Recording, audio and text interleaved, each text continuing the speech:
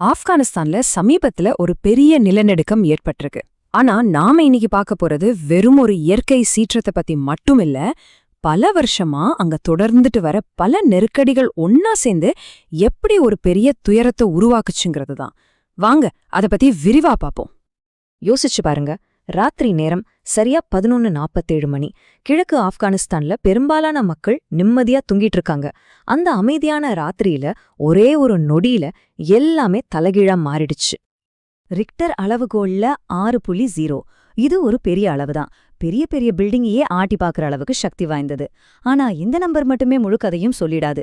இது வரப்போற ஒரு பெரிய பேரழிவுக்கு ஒரு சின்ன அறிகுறி, அவ்வளோதான்.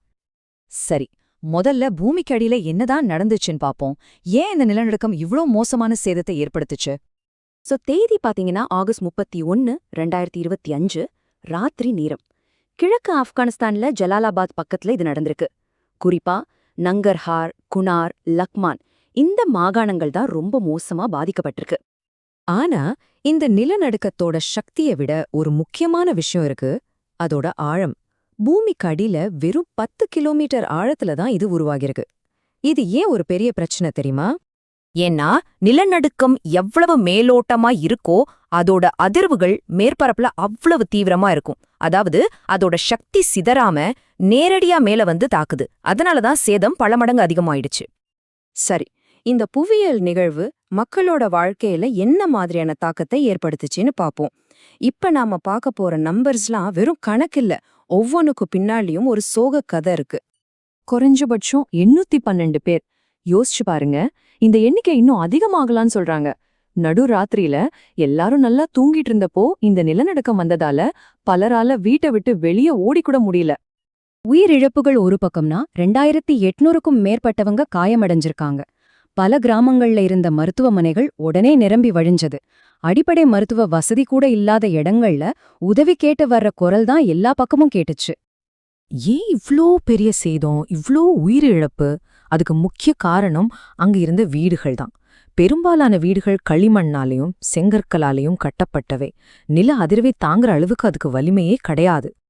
ஒரு அதிகாரி சொன்ன மாதிரி மக்கள் வாழ்ந்த வீடுகள் அவங்கள பாதுகாக்கல, அதுவே அவங்களுக்கு ஒரு பொறியா மாறிடுச்சு.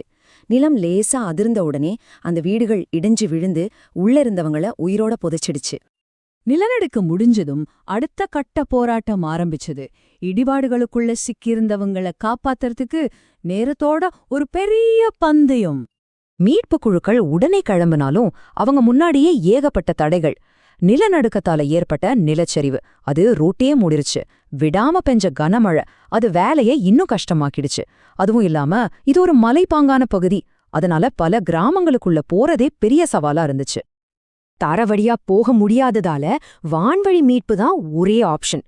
அதிகாரிகள் உடனே செயல்பட்டு கிட்டத்தட்ட 40 ஹெலிகாப்டர் பயணங்கள் மூலமா காயமடைஞ்சவங்கள மருத்துவமனைக்கும் இறந்தவங்களோட உடல்களையும் மீட்க ஆரம்பிச்சாங்க. இந்தியா, சீனா, ஐநா சபைன்னு உலகம் முழுசும் இருந்து உதவிகள் வர ஆரம்பிச்சது. ஆனா பெரிய சவாலே என்னன்னா அந்த உதவிய தேவைப்படுறவங்க கிட்ட எப்படி கொண்டு போய் சேர்க்கறதுங்கிறது தான். பாருங்க, இந்த நிலநடுக்கம் ஏதோ அமைதியான சூழல நடக்கல. ஆப்கானிஸ்தான் ஏற்கனவே பல வருஷமா ஒரு பெரிய மனிதாபிமான நெருக்கடியில தவிச்சிட்டு இருக்கு. இப்போ அந்த நெருக்கடிக்குள்ள இன்னொரு நெருக்கடி வந்த மாதிரி இருக்கு. இந்த சார்ட் பாத்தீங்கன்னா நிலைமை எவ்ளோ மோசம்னு புரியும். 2022ல ஆப்கானிஸ்தானுக்கு கிடைச்ச மனிதாபிமான நிதி உதவி $3.8 பில்லியன். ஆனா 2025ல அது வெறும் $767 மில்லியன் குறைஞ்சிடுச்சு. இவ்ளோ பெரிய நிதி வீழ்ச்சி அந்த நாடோட மீட்பு பணிகளை ரொம்பவே பாதிக்கும் இல்லையா? இப்போதைக்கு அங்க உயிர் பிழைச்ச மக்களுக்கு உடனடியா என்ன தேவை? ஒரு பாதுகாப்பான தங்குமிடம், அவசர மருத்துவ உதவி, சுத்தமான குடிநீர், அப்புறம் உணவு. ஆனா இந்த நிதி பற்றாக்குறையால இந்த அடிப்படை தேவைகளை கொடுக்கறதே ஒரு பெரிய போராட்டமா இருக்கு. சரி, கடைசியா ஒரு முக்கியமான கேள்வி. ஏன் ஆப்கானிஸ்தான்ல இந்த மாதிரி நிலநடுக்கங்கள் அடிக்கடி நடக்குது? இது ஏன் ஒரு தொடர்கதை மாதிரி ஆகிடுச்சு? அதுக்கு காரணம் ஆப்கானிஸ்தானோட புவியியல் அமைப்பு தான். சிம்பிளா சொல்லணும்னா, இந்திய புவித்தட்டும் யுரேஷிய புவித்தட்டும் ஒன்னோட ஒன்னு மோதுற ஒரு இடத்துல தான் ஆப்கானிஸ்தான் அமைஞ்சிருக்கு. இந்த 2 பெரிய தட்டுகளும் தொடர்ந்து மோதிட்டே இருக்கிறதால அந்த இந்து குஷ் பகுதி ஒரு நிலநடுக்கத்தோட ஹாட்ஸ்பாட்டாவே இருக்கு. அப்போ இந்த பேரழிவுக்கு பின்னாடி இருக்கிற ஃபார்முலா ரொம்ப சிம்பிள்.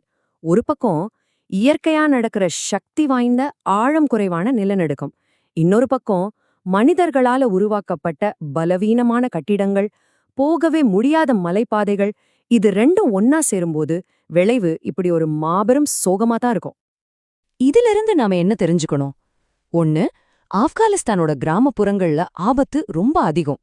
2, உதவிக்கான தேவை ரொம்ப அதிகமா இருக்கும்போது நிதியும் உதவிய கொண்டு சேர்க்கிற வழிகளும் ரொம்ப கம்மியா இருக்கு. 3, இது ஒரு முடிவே இல்லாத துயரச்சங்கிலி மாதிரி.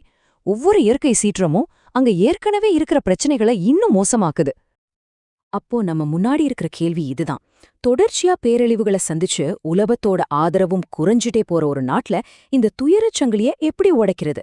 இது ஒரு சுலபமான கேள்வி இல்ல. ஆனா பதில் கண்டிப்பா நாம தேடியாகணும்.